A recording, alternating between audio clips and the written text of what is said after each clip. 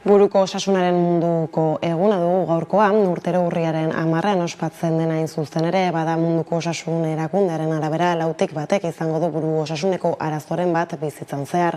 Horregatik gaia bistaratzea eta bitarteko gehiago eskatzen dituzte arloko adituek. Aipatzekoa da 2 urteko pandemiak aldez alde gurutzatu duela gizarte osoaren bizimoduan. Bizkortu egin ditu krisi ugari eta azeleratu beste hainbat herritar denek sufritu dituzte osasun krisiaren ondorioak. Baina kolektibo jakin batzuek bereziki pairatu dituzte izurriak berekin ekarri dituen aldaketak.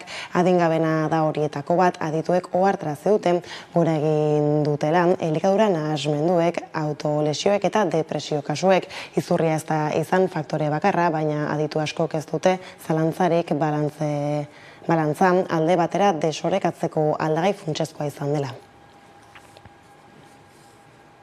Arratsaldeon guztioi, azken urteotan osasun mentalak lekua irabazi du agenda politikoan eta sozietatean ere pandemia tarteko ura zaintzeko beharra aldarrikatzen dituzten diskurtsoak biderkatu dira, baina baita osasun mentaleko arazoak ere. Gurean Ibai Onaindia psikologo klinikoak egin du buru osasuna hizpide azken urtetako balantzea entzun. Ikusten dugu, gero eta gehiago sintomatologia, adibidez elikaduran dela eta, baina ez dugu ikusten plan nazional bat, ez dugu ikusten ez dara bertakorik, ez dara. Adibidez, hori ez, gurekin inoz ez direz bildu eta profesionalekin ez direz biltzen Eusko Jaurlaritzatik, adibidez, edo gobernu nazionaletik ikusteko ze premia deko guzen eta zelan aldo guzen errekurtso horiek areagotu, ez? Eta azken finean, gertatzen dena da zer da, osasun mentala ez da fisikoa bezain garrantzitsua, gutxienez nozio aldetik, ez, gutxienez sozialki. Laster helduko diogu bueltan buru osasunaren gaiari, lehenago baina bada beste lerrobururik, izan ere Eguerdiko magazinean Jon Ander Regaña elikaduraren klusterreko zuzendaria izan dugu, gonbidatu nagusi gisa, inflazioaz aritu gara berarekin, erosketa saskian nabarmen garestitu baita azken hileetan, bada horren arrazoiak izan ditu hizpide. Igeztik ja ikusten genuen, energiaren prezio eta goraka zijoala, eta, gerrakin, dana egin da lurrera joan, ez da? Orduen, atzean dagoena da energiaren garestitasun hori, gazaren presioa, eta horrek eragin handia dauka beste negozio guztietan, ez da? Lehen sektoreari begiratuz, energiak presio altoa izateak, ongarriak egiteko behar den energia garestitu indanez, ongarriak garestiagoa dira. Kasu askotan, ez dira rentableak. Bestetik elikagaiak aipatuta udako lehorteak eragina izan du lehen sektorean, batik bat mahastigintzan aurtengo guzta espero zutena baino lehen jaso izan behar dute, eta horrek baditu ondorioak Arabako Berriosako upategietan. Esti Besa Sánchez, Candido Besa upateiko jabea, eta Josu Martínez de Cañas zintzo upateikoa urren ez durren. Kolorea bai aziotasunean eta nabaritzen da. Azkenean ez da izan zera prozesu normala. Txikiagoak izan dira eta pisu gutxiagokoak, orduan murriztu egin da pixka bat uzta. Sorpresa bat eraman dugu, ze oso kezkatuta eta beldurtuta geuden. Aber aurtengo mahaztiak nola konportatuko ziren, ez? Zen motatako kalitatea izango genuen eta egia esan sorpresa bat eman digu mahaztiak, ez? Ze gogorra den landare hori. Asteburuan gertatu direnei begira aldiz, aldarrikapena eta ospakizuna uztartuta jendetza elkartu du sarek Donostian larun batean nabarmendu dutenez, mugarri berriak lortzeko gehiengo sozialak eta politikoak batera jardun behar duten, giza eskubideen alde Inazio Oiarzabal sareko bozeramailea. Goiz-goizetikan, azken kilometroak egite orduan jende pila bat bildu zen bulebarrean, eta ondoren ja pio dozen jende pila bat zegoen manifestazioan, da hor argi erakutsi genuen, jendartean lehentasunezko arazo bezala ikusten dela urruntze politika horrekin amaitzea. Oraindik ere 37 preso Espainiako kartzeletan egon da, denak Euskal Herrian egotea nahi degula, eta garbi esateko ere, legeak dion bidetikan, presoen etxeratze prozesu hori parez pare iriki behar zaiela, salbuespen legedi hori bertan bera utziz, eta gradu progresioen ibilbidea oztoporik gabe egiten utziz. Eta Donostiatik Iruñera, herritar talde batek Iruñeko Antzinako komisaria eta Guardia Zibilaren kuartela tortura zentro bezala izendatzeko ekimena abiatu du. Frankismo eta trantsizio garaian torturatuak izandakoak elkarte memorialistak eta historialariak batu dira egia osoa izeneko ekimenean. Hala, tratu txar eta torturako zentroak memoria tokitzat ofizialki deklaratzea gura dute. Nafarroko memoria historikoaren tokiei buruzko legea aintzat hartuta. Entzun jarraian Imanol Satrustegi historialaria. Badago aukera, errepresioa edo giza eskubideen urraketak gertatu diren tokietan, toki horiek memoria gune bezala izendatzeko, errepresio hori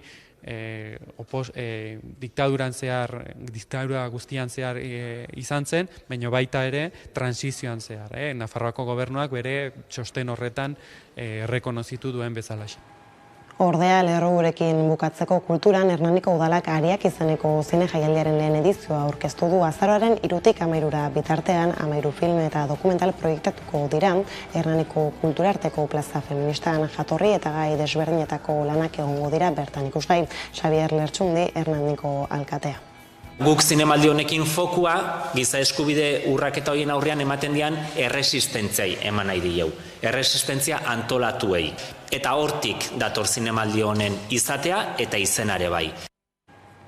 Gauzak horrela iritsi da eguneko argazkari heltzeko unea aipatu legez buru osasunaren nazioarteko eguna dugu gaurkoan, bada Gasteizen prebentzio eta sentsibilizazio kanpaina martxan jarri dute urriaren 10 karietara, aurretan nerabeen buruko osasuna zaintzeko xedea zenbait hitzaldi eta jardunaldi antolatu dituzte eta psikologia eta soziologia arloko adituek eskainiko dituzte besteak beste.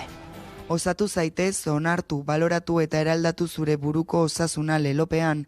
Kanpainak helburu nagusi du buruko osasuna zaintzeko bizi ohitura onak berreskuratzea. Haurtzaro eta zenitarte zerbitzuak aurkeztutako datuen arabera, koronavirusaren eraginez adingabeek bizitzarekiko zuten gogo betetzea jaitsi egin da, aurreko ikerketekin alderatuta. Oso itxia izan naiz beti, eta gaizki edo amatatuta negoenean ez naiz konturatzen eta ez dut pertsonei esaten, laguntza handia ekarri zaidana, izan da nire lagunekin edo nire zirkulo zerkanorekin hitz egitea eta ulertzea jendea dagoela zugaz eta ez daudela bakarrik. Egoera horri aurre egiteko kanpaina hau diseinatu dute. Urriaren 10-tik abendura arte hainbat ekintza eta jardunaldi antolatu dituzte. Besteak beste, urriaren 14an, kontuz nortasuna eraikitzen jardunaldia izango da, eta zeinbait profesionalek zuzenduko dute. Familia eta lagunak funtsezkoak dira prozesu honetan, horregatik animatzen zaituztet, zure lagunei eta familiei kontatzera, eta gauzak ez direla guk pentsatzen dugun moduan, eta denok daukagula gaizki egoteko eskubidea. Halaber, ikastetxeei zer ikusten dut, zer egiten dut tresna virtuala eskainiko zaie 12 eta 17 urte bitarteko nerabeen ongizate emozionala eta erresilientziaren eraikuntza lantzeko. Helburua ez beharrei modu osasuntzuan aurre egiteko beharrezko indarguneak identifikatzea da, bereziki zaurgarria den etapa horretan. Gaiz aldatuta berriz aipatu gure erroburetan ere udako lehorteak eragina izan du mahastegintzan aurten guzta espero zutena baino lehen jaso behar izan dute eta horrek baditu ondorioak Arabako Errioxako upategietan Nerea Garziak azalduko digu. Udako lehorteak eragina izan du lehen sektorean, batik bat mahastigintzan.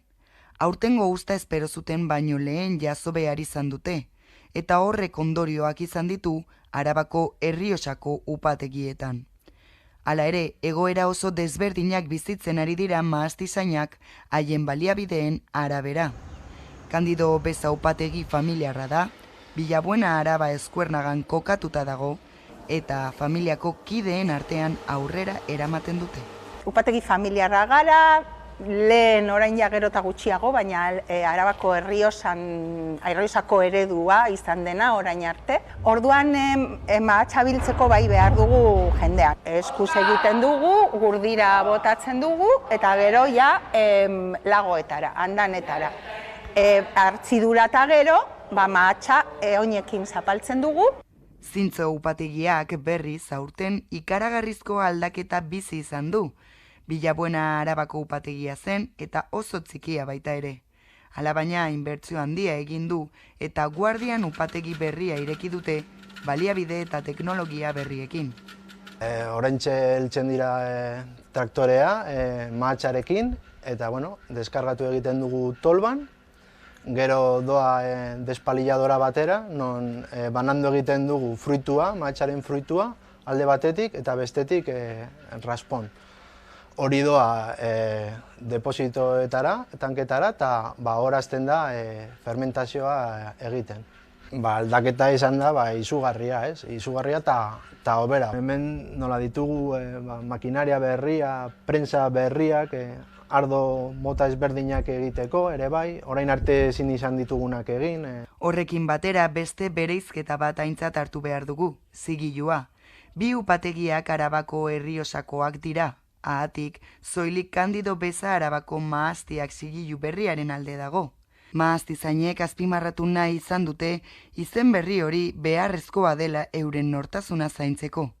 Mendia eta Ebro artean kokatzen da. Horrek eragiten du eguraldi berezia, lur bereziak. Eta gero mahastien kokapenak, aldapatsuak, mahastiak txikiak dira. Dena eskuz egin behar izaten da. Azkenean, ari gara esaten gure nortasuna dela, gure mendeetako eredu bat mantendu nahi dugula. Eta aurrera jarraitzeko hilala bizikoa dela uste dugu guk bentsat desberdintzea, diferentziatzea. Momentuz, aurtengo usta Errioxako zigiluarekin komertzializatuko da, Eusko Jaurlaritzako behin-behineko baimena atzeratu delako. Alabaina, hurrengo urteko usta zigilu berriarekin kaleratzeko asmoa dute. Ekonomia arloko beste ertz batzuei helduta berriz 2023ko Espainiako aurrekontu orokorren proiektuaren arabera, pentsioak 2022ko batez besteko KPIaren arabera erregulatuko dira urtarretik aurrera eta 8,8% igoera izango du. Hala ere, konpentsazio neurririk ezarri ezean Euskal Herriko pentsioen mugimenduak deitoratu du 6ko erosteko ahalmena galduko dutela. Hala, urriaren 15ean Madrilgo Kongresura eramango dituzte KPI errealaren aplikazioaren alde, Hego Euskal Herrian jasotako 70.000 sinadurak Aiara Durreta. 2023ko Espainiako aurrekontu orokorren proiektuaren arabera, pentsioak 2022ko batazbesteko KPIaren arabera erregulatuko dira urtarriletik aurrera. Hala ere, Euskal pentsioen mugimenduak gogoratu du pentsioak batazbeste KPIaren arabera erregulatzeko irizpide aplikatzeak pentsiodunak erosteko ahalmena asko galtzea ekartzen duela. Azpimarratu behar da, hemen Hego Euskal Herrian, hain txikia izan da, 70.000 sinadura bildu ditugula. Hain zuzen ere, 2021an galera hori 3%koa izan zen, eta 2022an konpentsazioen neurririk ez badago asko handiagoa izango da, 6%koa alegia. Bestela esan da, 2 urten artean pentsiodunei erosteko ahalmena 10% murriztu zaie. Egoera horrela, 1.080 euroko gutxieneko pentsioa berehala ezartzea exigitu dute, eta beretako KPIarekin errevalorizatzea.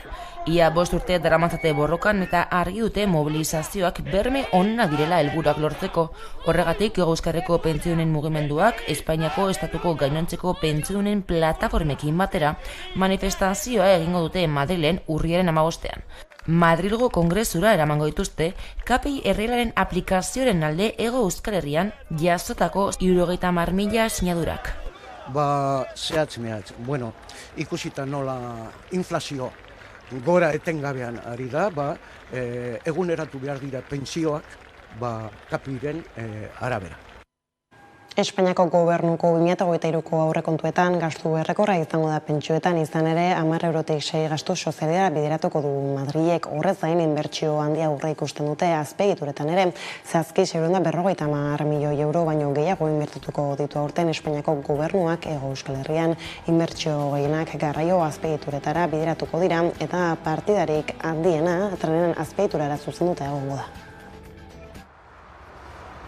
Espainiako estatuko aurrekontu orokorrek 650 milioi euro baino gehiagoko inbertsioa aurreikusten dute Hego Euskal Herrian. Partidarik handienak tren azpiegitura bideratuko dira. Araba, Bizkai eta Gipuzkoan 90 milioi euro bideratuko dira. Nafarroan aldiz aurrekontuen ia 70% abiadura handiko trenan finantzatzeko izango da. Diru gehiena azpiegituretara zuzenduta egongo da. Bada Euskal Herriko aireportuen kasuan, ia 20,8 milioi euroko inbertsioa aurreikusta dago. Tartean, 1,8 milioi euroko inbertsioa aurreikusten dute Nafarroan eta horretatik 1,2 noaingo segurtasun operazionala handitzeko dira. Eta portuen kasuan, Bilboko portura 43 milioi bideratuko dituzte. Ingurumen jasangarritasun eta energia alorrei lotutako lanak egiteko, kai mutur nagusiaren lanerako eta azeta bat kaia luzatzeko. Pasaiako portuan berriz ia 18 milioi euro bideratuko dira lonja berria eraikitzeko eta kaiaren edukiera handitzeko besteak beste. Bestalde Eusko Jaurlaritzari espetzen kudeaketa dagokionarren Sobietako kartzela berria egiteko 24,1 milioi euroko partida aurreikusi du Espainiako gobernuak. Obra zibila 2023 urtearen erdialderako amaituta egongo da. Hori bai, erabilgarri noiz egongo den zehazteke dago oraindik. Horrela aurrekontuak eta azpeiturak aipatuta bada besterik esan bezala Espainiako gobernuak aurrekontuen zirrimorroa aurkeztu du eta dokumentu horretan abiadura handiko trenaren lanak 2027an amaitzea aurreikusten dute. Horrek esan nahi du beste urtebeteko atzerapena izango duela lehenagotik ere oso atzeratuta dagoen egitasmoak izan ere, azken aurreikuspenetan 2026 urtea agertzen zen lanak amaitzeko data gisa. Iragarpenak iritzi kontrajarriak eragin ditu Eusko Jaurlaritzan etxebizitza, herrilan eta garraio sailburu Iñaki Arriolari logikoa iruditu zaio eta iragarpenak ez du ezustean harrapatu. Ekonomia eta ogasun sailburu Pedro Azpiazuren iritziz berriz, atzerapenen kateatze horrek erakusten du Espainiako gobernuak ez diotela garrantzirik eman Euskal Autonomia Erkidegoan inbertsioak egiteari. 118 milioi euro baino gehiago. Hori da zuzen ere Espainiako gobernuak astearte honetan onartutako estatuko aurrekontu orokorren proiektuan abiadura handiko trenaren obrentzat Hego Euskal Herrian erreserbatutako diru kopurua. Nafarroan aurreikusi da inbertsiorik handiena, 71 milioi euro. 72,8 milioi euro abiadura handiko trenarentza dira, Iruñetik igarota Zaragoza Euskalia delakoarekin lotuko duena. Gainerako 8,1 milioi euro Europa barneko garraio sarerako dira. Euskal Autonomia Erkidegoaren kasuan aurrekontu proiektuak 41,8 milioi euroko inbertsioa aurreikusten du 2023an. Gehiena 34,6 milioi euro Euskal izenaz ezagutzen den abiadura handiko trena gauzatzeko erabiliko da, Gasteiz, Bilbo eta Donostiaren arteko loturan. 4,5 milioi euro Gasteiz eta Burgos arteko linearako izango dira, eta 2,7 milioi sarerako. Aipatzekoa da EAEren kasuan ez dela Nafarroarekin lotuko den konexiora bideratutako diru kopururik agertzen.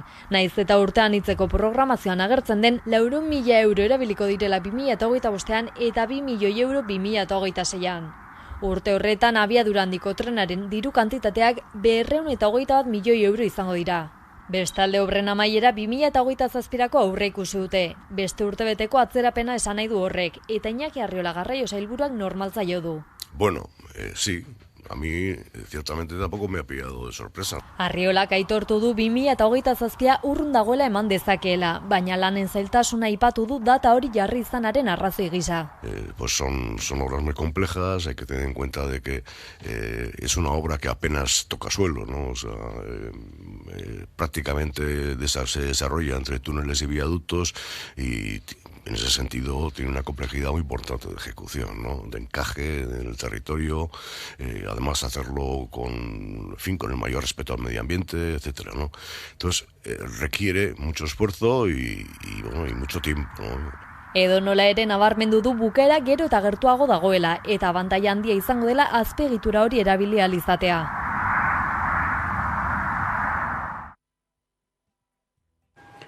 Ordea energia eramateko azpiegiturez proiektu eolikoek zeresana emango dute aste honetan, izan ere Azpeitia, Zestoa eta Errezil artean eraiki nahi den PIAPSE proiektu eolikoaz azalpenak emateko batzarra eskainiko du Azpeitiko udalak bihar. Statkraft enpresa ere bertan izango da udan arbeo.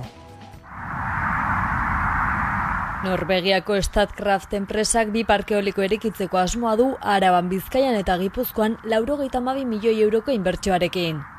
Azpeitia, Errezil eta Zestoa artean eraiki nahi dute lehena, PIAPSE izenekoa, eta 32 milioi euro inguruko inbertsio eskatuko du. Proiektua gauzatuz gero energia 24.000 etxe ingururi emango diola aurreikusten da. Bigarren parkea Arabaren, Bizkaiaren eta Gipuzkoaren arteko mugan eraiki nahi dute, eta itxaraz izena izango du. Piaspe baino potentzia handiagoa izango du, 54.000 etxe inguru hornitzeraino. Azken honek 60 milioi euro inguruko inbertsioa beharko du. Testu inguru honetan herritarrei Piaspe proiektu eolikoaren inguruko azalpenak emateko batzarra deitu du Azpeitiko udalak. Astearte honetan Soreasu antzokian izango da bilera arratsaldeko 7etan hasita eta herritarrei hara joateko deia egin die. Erakundeak proiektua duen ikuspegi azalduko du bilkuran eta gainera proiektua gauzatzeko interes agertu duen Norvegiako Statkraft enpresako kidek ere emango dituzte azalpenak. Herritarren artean jakiteko gogoa eztabaida eta kezka sortu dela eta lasaitasun mezua helarazi du udalak. Gainera gardentasunez aritzeko duen konpromiso berretsi eta zentral eolikoaren proiektua aurrelanketa fasean dagoela adirazi du erakundeak. Bien bitartean batzarra baino ordu erdi lehenago 6:30 zentral eolikoekiko desadostasuna adierazteko elkarretaratzea deitu du Sainu Bizirik taldeak. Udaletxe aurrean egingo dute protesta mendiak ez industrializatu lelopean. Politika arlora salto eta asteburuan jaso direnei begira aipatu dugu lerroburuetan ere milaka lagun elkartu dira, sare herritarrak presoei elkartasuna adierazteko Donostiako Ilunben antolatu duen jaialdian. Manifestazioa bukatu eta gutxira jendea pixkanaka sartzen hasi zen plazara, goizaldera arte iraungo zuen festari hasiera emateko ikusi jarraian nola igaro zen larunbatan.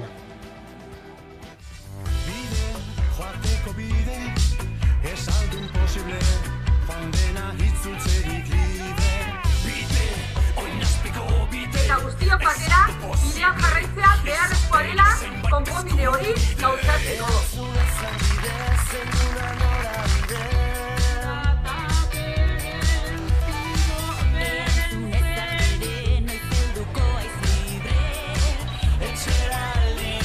Besarkada estuak, salbuespeinen egin honen jokuntu nagusi diren eta sufrimendua gehien pairatu duten senide guztiei. Betetzen aguaz, Euskal Preso guztiak etxerak hartzeko!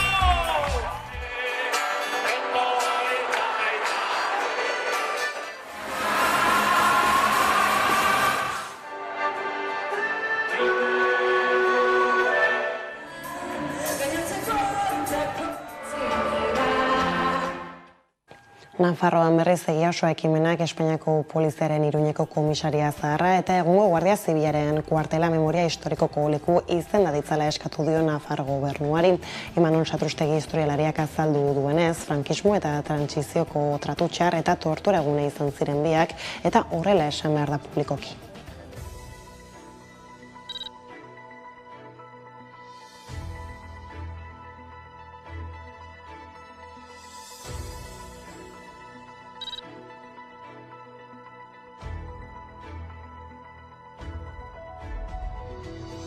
Badago aukera errepresioa edo giza eskubideen urraketak gertatu diren tokietan toki horiek memoria gune bezala izendatzeko eta orduan kontuan hartuta Iruñeko poliziaren komisaria zaharra, hau da Merindades plazaren eta Paulino Caballero kalearen artean dagoen gaur egungo gobernu delegaritza eta Guardia Zibilaren Galizia etorbideko kuartela, Nafarroako gobernua kargatu zuen txosten batean dokumentatuta gertatu zen bezala, 1960 eta 1978 urteen artean, 150 torturatu eta tratu txar kasu baino gehiago izan ziren bi espazio horietan.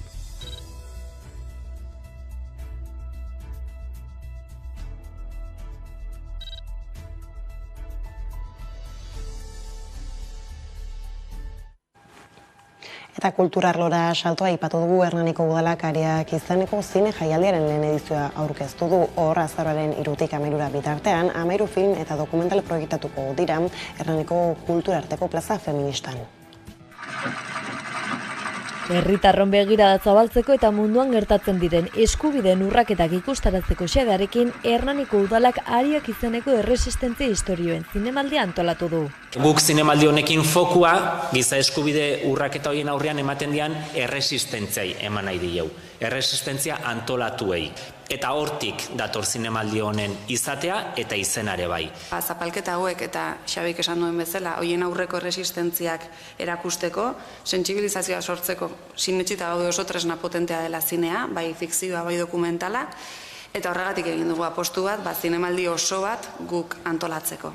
Zinemaldiaren lehenengo edizio izango da urtengoa azaroaren 3-tik 13 bitartean. Jatorri eta gai ezberdinetako 13 film eta dokumental eskainiko dira.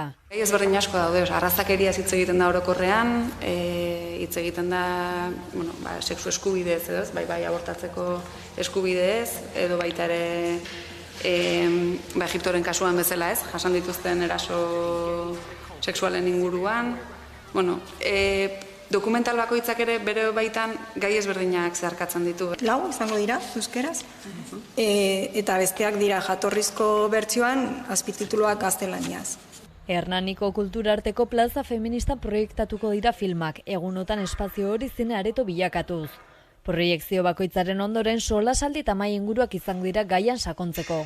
Espazio honetan biltzen dira udaleko kulturartekotasun, lankidetza eta berdintasun sailak, arloak, eta baita ere gai horien inguruan herrian lan egiten duten eragileak ere ez.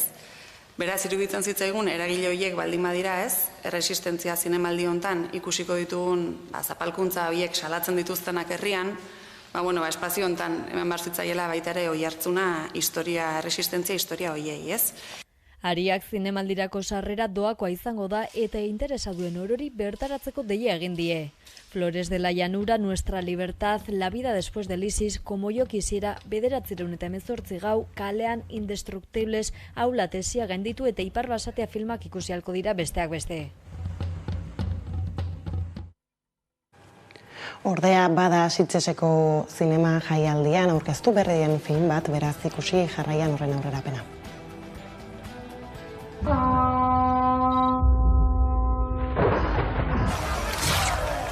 Aitak egin beharra bete du, buentarren babesteko. Aita! Nik gabe, noizbait, zainduko duk Ibarra. Hitz eman egidak. Utiko, ular sendoa beharko du, Ibartion izaiteko.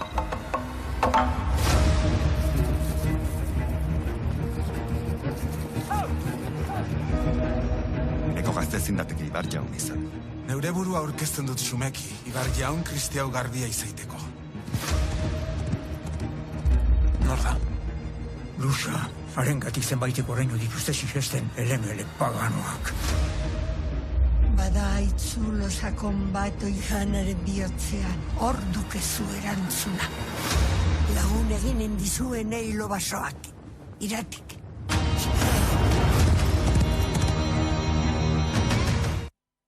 Bastelneko kontuak horrela iritsi albistegiaren bukaerara gaurkoan lerrobuetan azaldu legez, Jon Ander Regaña elikaduraren klusterreko zuzendaria izan du gonbidatu nagusi gisa, inflazioa erosaskia eta elikadura burujabetza izpide.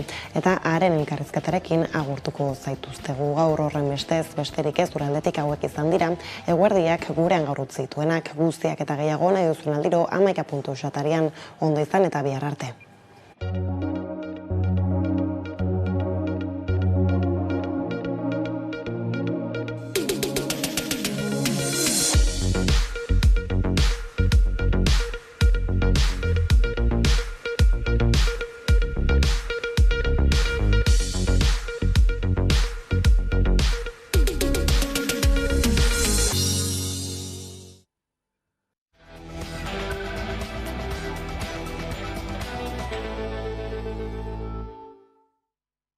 Egunero legez, eguneko elkarrizketari ate erekiko diogu, eta horretarako gaurkoan gurekin daukagu Jon Ander Regaña, elikagaien klusterraren zuzendaria da bera, eguerdion, ongetorri. Bai, eguerdion.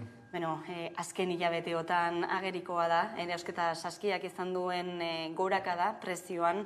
Zein da hurrengo hilabetetarako aurrikuspena? Ez dakit. Erantzuna ez dakit, da ez dakigu. Ez jakin horrek kate osoan eragina dauka, eta danok dauz ikusten egia zer gertatuko den, edo nondik nora joango diren gauzak, eta ez dakigu. Egiz izateko, Putinen buruare ongo ete da, erantzuna ez dakit. Zergaitik igo da hainbeste erosketa saskiaren prezioa? Igeztik ja ikusten genuen, energiaren prezio eta goraka zijoala, eta, bueno, gerrakin, dana egin da lurrera joan, ezta? Orduen, atzean dagoena da, energiaren garestitasun hori, gazaren presioa, eta horrek, eragin handia dauka, beste negozio guztietan, ezta? Lehen sektoreari begiratuz, energiak presio altoa izateak, ongarriak egiteko behar den energia, garestitu indanez, ongarriak garestiagoa dira. Kasu askotan, ez dira rentableak ongarriak egiten dituzten enpresentzako martxan egotea, orduan sarratu egin dabe batzuk, beraz, demanda mantentzen da, eta oferta gutxitzen da, orduan presioak goraka doaz, ezta? Eta dana doa goraka. Horrek badako kriston eragina pentsuetan eta kate osoko prozesu guztietan, ezta? Orduan nik dut energiaren kostua dagoela horren atzian. Baita ere antzeman izan da, ikuspein kostuaren da eta salmenta prezioaren artean aldea egon badagoela, ez? Hori ekiditeko tresnarik alda? Elikadoren katea oso koipestuta da. Ikusi dugu, pandemia garaian ere nola funtzionate duen, sektore esentzial bat izan zen, eta beraz, gauzak txarto doazenean sektorea ez da ondoratzen. Eta gauzak ondo doazenean ez da aberazten, ezta? Orduan, hori ekiditzeko edo hori hobetzeko zer egin dezakegu, prozesu guztietako zatiak ikusi eta behar bada balorea gehitzen ez duen zati hori kentzea edo murruztea, edo kateak laburragoak izatea. Prozesu guztian, balorea gehitzen bazaio, kostuak gora doaz. Eta bertan ekoizten dena ere izan daiteke aukera bat prezioan aldaketak emateko? Kontutan euki behar duguna da, berton ekoizten diran produktua, behar bada beste presio bat euki behar dutela, ez da? Dana ez da presioa. Kanpotik etortzen dira, produktu merkeagoak, baina ez dakiguan nola ekoiztu diren, sozialki nola egon dira mantolatuta eta guzti hori. Hemen eskatzen diren gauza guztiak kalitate aldetik, langileen aldetik, eta ez dakit, kostuak gehiagoa da, ez da? Orduan, bai ikusi dena pandemia sasoian, bertoko produktuak konsumitzeko joera gehiago dagoela, ez da? Baina kontutan eduki behar dugu hori, presioa, bai, merkatuan egon behar dugu presioa, baina behar bada ezberdin izango da. Horrekin lotuta datu bat ere, bertan kontsumitzen ditugun elikagaien, 10% kontsumitzen, produzitzen direla hemen bertan, beraz, elikadura buru jabetza izateko zein puntutan gaudela esango zen nuke? Kontutan eduki behar dugu non bizi garan, ez da, zelako lehen sektorea daukagun, eta nolakoa dan gure herrialdea, ez da, orduan, ez dauzkagu ekoizpen handiak. Estatuko beste leku batzuetan, bai badagoz, ez da, eta behar bada, pasan astean egon nintzen beste mail inguru batetan, eta esaten zen, estatu mailan, 189 ekoiztu aldala, behar dan demandaren 189. Baina hemen, ikusita nola antolatuta gauden, nolakoa direzen ekoizpena, ez dut uste, bide bat hau, eta landu beharko zen, baina oso zaila da. Ikusi behar dugu bai, kontsumoa oso anitza dela, elikadura mundua oso produktu asko dago zela, eta nahi badugu jasangarriak izatea, eta osasungarriak izatea, eta aukera asko izatea, hor murruzten da gure aukera, ez da? Nola lehiatu daiteke orduan eredu intentzioarekin? Eredu ezberdina dira, eta orduan, ganea konsumitzailea ez denez bat eta bakarra, eta egunean zea, kontsumoko momentu ezberdinak daudenez, konsumitzaileak ez erabakiko dau, zer nahi duen konsumitu momentu bakoitzean, ez da? Orduan, egon aldira momentu batzuk, eguneroko produktuetan, behar bada, presioak pisukiz egokiko dau bere erabakietan, edo beste momentu batzuetan bertoko produktuak, kalitatezko produktuak, edo beste balore bat duten produktuak konsumitzeko preste gongo liateke, ez da, beste presio bat ordainduta. Orduan, oso komplexua da. Kalitatean egongo litzateke gakoa orduan? Gure gakoa, gure kompromisoa hor da. Guk beti izaten dugu, sektore bezala ezin dugu espresioan, ez volumenan ez da gure lehia, ez da. Orduan, egin behar duguna da, balorea gehitu, berrikuntza egin, bertoko produktuei balore gehiago eman, Eta bebai, nola saltzen dugu zen, ez da, ezagumendu hori edo marketing aldetik zelan konsumitzaileari esan bertoko produktuak nola ekoizten diren, da ze ez dela bakarrik prezioa, ez da, zer daukan guzti horrek atzean. Ekologikoa da etorkizuna? Parte baten bai, jasangarria, ekologikoa bakarrik genuke esango. Ze batzitan, esaten dugu bai, ez produktu ekologikoa da, eta dator Sudafrikatik. Hori ez da jasangarria. Ekologikoa izango da, ekoizpen bainatik, baina ez da jasangarria. Beraz, begirada zabalago batetan sartu beharko ziren produktu. Bertokoa bada eta ekologikoa bada, bai, hobeto. Eta kilometro zeroko ekoizpen horren argazkia zein da, gurean? Badago aukera, eta baina ez bakarrik ekoizleen aldetik, baita ere hori eraldatzen duten enpresen aldetik.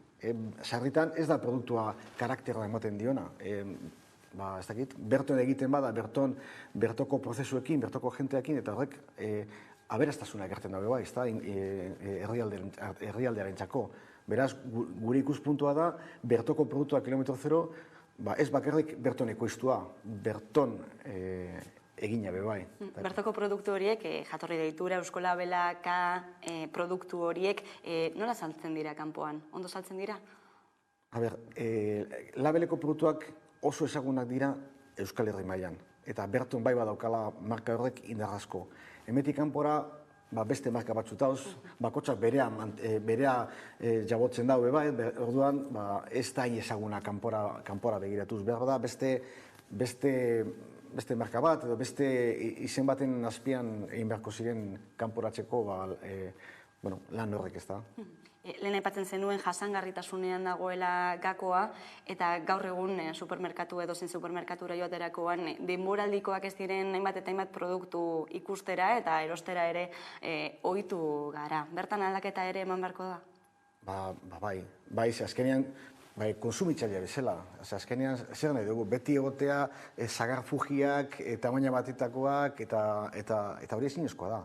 Eta badakitz, elikatik eta gobernutik lan asko egiten dela sasoiko produktuak konsumitzeko. Zeganera, sasoiko produktuak dira konsumitzeko momenturiko berenean daudenean. Bai arrainak, zein barazkiak, zein frutak, zein edozein produktu. Orduan, bai egon beharko zen, konsumitzailearekiko begirada bat, ez da, lagundu, ez dela produktuak bere sasoia daukatela, eta sasoi bakotxean sasoiko produktuak konsumitu beharko zirela, ez da. Baina baldak zintzuk diren sasoiko produktu horiek? Nik ez dakit, bakotxak jakingo da, baina bai ari dela egiten lan asko, elikatik badakit daudela olako gauzak egiten, esateko konsumitzailea jakin dezan zein dan sasoiko produktu, ez da. Ez dakit, igual, behar bat dendan bertan edo saltzen dauenak, igual bere satia egin beharko zuen, erakusteko zeintzut diren, edo gomendio batekin, edo bata edo beste, edo badagotik nondik ibili. Eziketaz ere hitz egin daiteke, ez? Bai. Dena den eta prezioen gorakadaren aurrean, ekoizle asko ari dira esaten ez, azalera handiko saltokietan eta baita ere enpresa banatzaileekin prezioa gehiago izigotzearen zama hori euren gainean amaitu duela. Hori ala da? Behar bada, eurek dira gehien sufritzen dabenak. Diez txikizek eta ez da oso antolatuta, ez da, beraz, ez daukate malgotasunik prezioen gorakadak zuzenian urrengo zatira trasladatzeko, ez da. Baina esango nuke arazoa kate osokoa dela.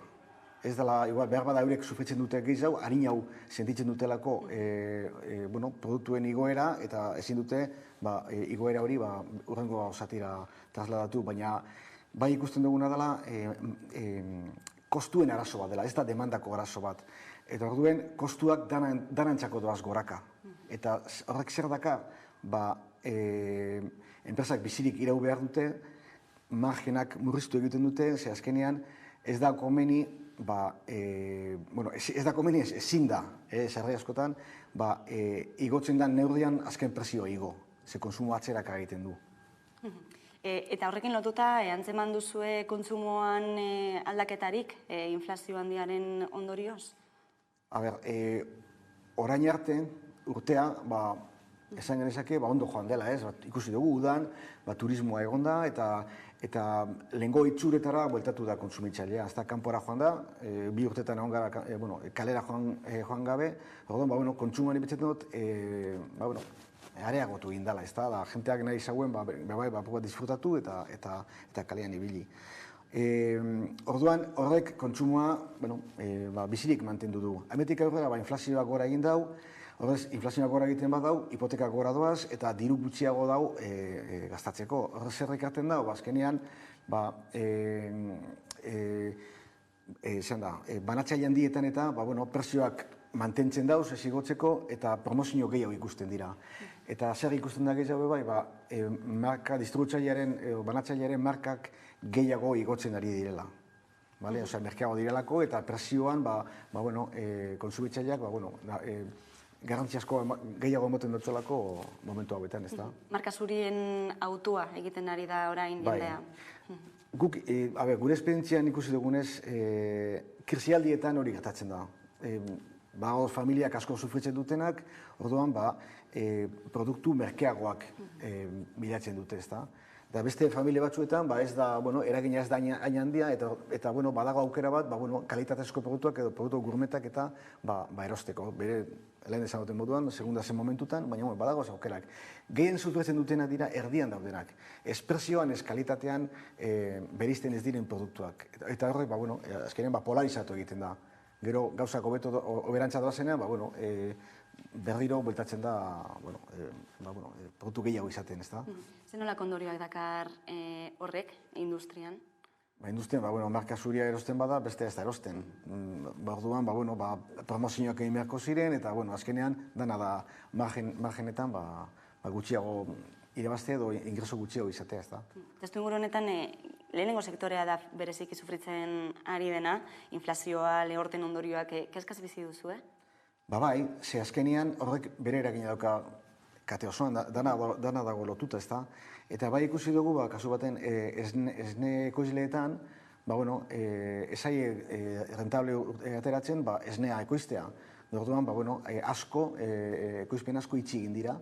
Estatu mailan uste dut urtero 120 bat ekoizpen izten direla, eta edo haragi behietara pasatzen dira, ez da haragia ekoizten.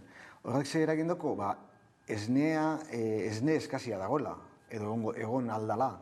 Orduan, barazo bat daukagu. Zer horrek, beste katean ziak, beste prozesu batzu dagoz, eta adibide ezaguarri bada, ez da. Eta goera iraultzeko edo lehenengo sektoreak gehiago ez sufritzeko zen nolako neurriak hartu daitezke? Ez dakit, baina laguntzak jaso eta bizirik iraun dezaten, diru laguntzak eman edo administrazioetik lagundu, elikadurak ateko legea bete bebai, zer horrek esaten du, katean zier, zati bakotxak edo begi bakotxak aurrekoari bere kostuak gutxienez ordaindu behar diola, ez da? Orduan, hori bete egin beharko zen, ingresoak izateko, ez da? Nekazarien eta beltzantzen sindikatuek esaten dute egoera horrela jarraituz gero agian lehen sektorerik gabe edituko garela, enkezkagarria da egoera? Ni petzen dut baietz, azkenean ez daukate, beste enpresa handiek eduki dezaten, koltsoi hori edo malgotasun hori. Orduan, eta ganera ez da oraingo asunto bat. Lehendik ere, bazegoen lehen sektorea nahiko tensionatuta, orduan, petxetot arazoa badala serioa dela. Eta hori ez da inontzako ona, ez sektorearen txako, ez eurentzako, ez herrialdearen txako. Hasi dira, saltoki handi batzuk oinarrizko produktuen saski bereziak osatzen ez, prezio baxuagoetan. Zer deritzozu proposamen horri? Enpresa bakotxak bere kriterioak edukiko ditu, eta euren produktuen artean, ez dakot zer esanik. Bai ikusten dena da, lehi asko dagoela euren artean. Eta azkenean, olako notiziak eta apur bat, ez jakin horrek zer ekarten dago, konsumoa atzez botatzen, ez da, botatzea. eta ganera diru gutxiago badau, euren artean, lehia bat egon dezake, konsumitzailea euren gana elkarteko. Ez da, orduan, promozio aldetik eta alako gauzak emango dira. Baina hori, enpresa bakoitzaren estrategia da. Eztabaidagai izan da ere azken hilabeteotan elikagaien prezioei muga bat ezartzearena, ikamik handia sortu duena, arriskurik aldu horrek? Bueno, lehenengo gauza da ezinezkoa dela olako gauza bat egite, ez da. Arriskua izan leke, alde batetik, esaten dugu kostuak kate osoan goraka doazela, beste aldetik esaten dugu, elikadura kateko legea betetu behar dela, orduan, ezin da prezioa dut ipini, eta betik gora doazen prezioa, hori baino gehiago badira, ez daka nondik eutxi, ez da.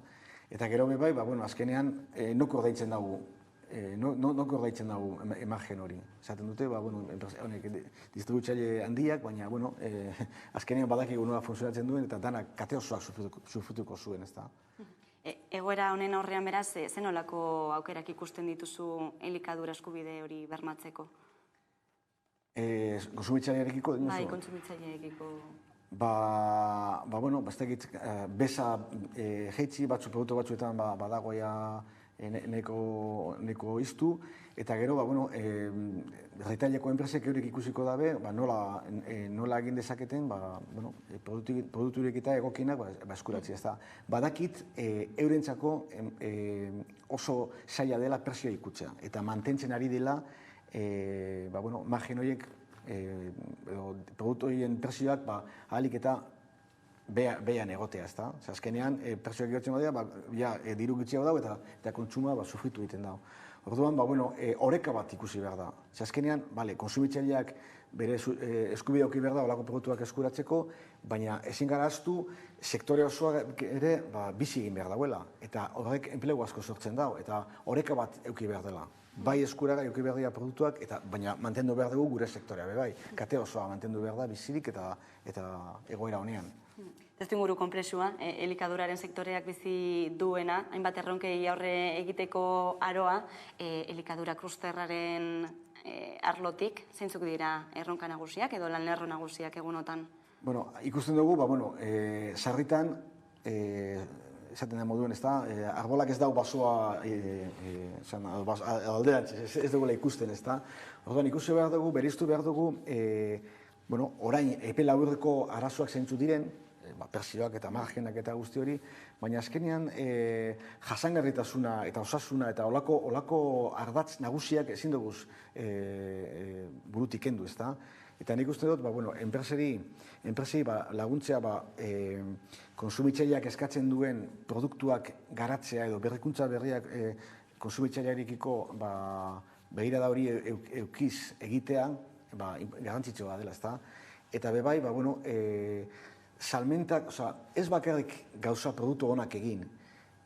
Gai izan behar gara, produktu horiek konsumitzailearen gana ahalik eta era oberenean eskuratzeko, eta euren arteko harremanak landu, digitalizazioa, nola barneratu hori, jentea behar da, bai lehen sektorean eta bai enpresetan. Olako aldaketak egin nahi baditugu, eta teknologia baldin badago atzien, behar dira, pertsona behar dira, bestela ez dago etekinek aterako. Orduan, erronkak ez dira errezak eta, hor da hoz. Eta sektorea osasuntzu dago, izango zenuke? Bai, lehen esan duten moduen. Txarto doazenean, sektorea osoko ipetuta dau, ingrasatuta dau, eta ateratzen da. Gauzak ondo doazenean, ez gara azten, ez gara disparatzen. Orduan, sektorea sufritzen ari da, emagena sufritzen ari dira, baina espero dugu gauzak hobetzea, ez da, etorkizuna optimista bezala hartu beharko genuke. Hala izan da dila, Jonan ere gaina.